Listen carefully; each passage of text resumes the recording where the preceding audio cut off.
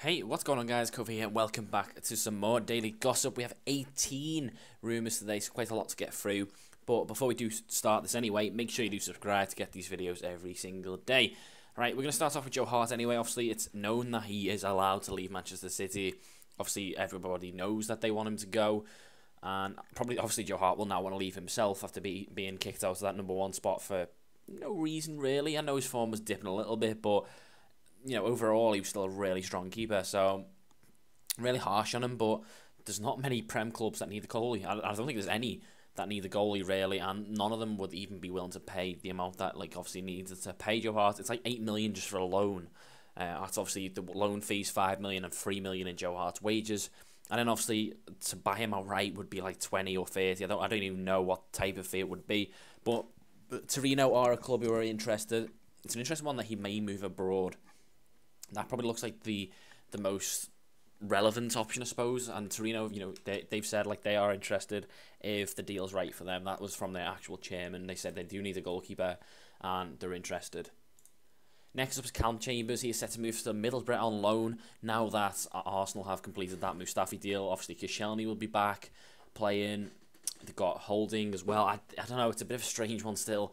You signed Holding, and if anything, I would have sent Holding out on loan and kept Chambers, but I don't know. That's Arsene Wenger for you, isn't it? Next up is Julian Lescott. He's actually moved to AEK Athens. It's a strange one for me because he was due to go to Rangers and turned them down, saying family reasons, don't want to move up north, and then moves to Greece. That's kind of a strange deal to go for. But yeah, he's confirmed an AEK Athens player now. He's left Aston Villa, which I'm sure Aston Villa fans will be made up about. Next up is Marcos Alonso. Now, remember, this guy used to play for Bolton and then also went on loan to Sunderland. He's now going to Chelsea for £25 million. That's the fee that is apparently required to get him. I find it a bit crazy, to be honest. Oh, sorry, 21 million. But even still, 21 million for a player that didn't make the grade at Sunderland is a hell of a lot of money. And maybe he's improved a hell of a lot. I don't know. But from what I've seen, he wasn't even that good. Next up, another Chelsea rumour, actually, and that is Brozovic, obviously being told he could leave Inter Milan. And Chelsea have apparently seen a €25 million bid accepted. That is what I'm reading, that, negotiations have gone down, and Chelsea have managed to get a bid on the table that is suitable. Next up is Camacho. He is going to West Brom. By the looks of things, they're closing in on a 15 million move for the centre mid from Malaga. Buffal is next up. He has broke the Southampton transfer record, as far as I'm aware, and that is a done deal. Southampton, I think it was about £21 million. A great signing from Southampton there, and I can't wait for Liverpool to sign him next season for 10 mil plus. So, 31 million move to Liverpool next season. Might put a bet on that.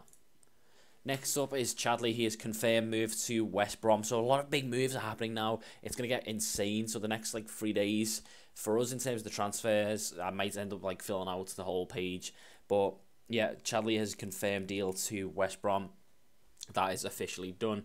Few undisclosed, but I can imagine it would have been about a £10 million move.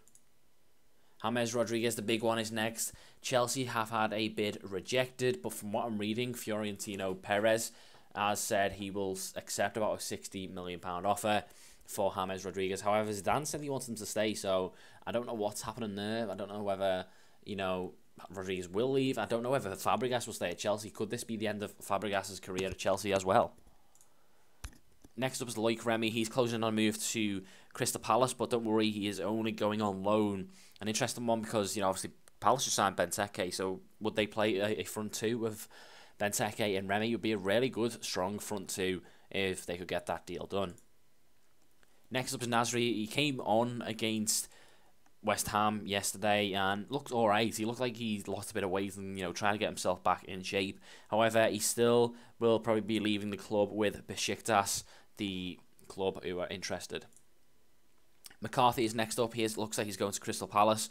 He's been told he can leave Everton, and Crystal Palace will want him as the Jedinak replacement. Obviously, they sold Jedinak to Aston Villa, and bringing in McCarthy as a replacement would be a hell of a strong move for Crystal Palace, making some really smart moves in this transfer window.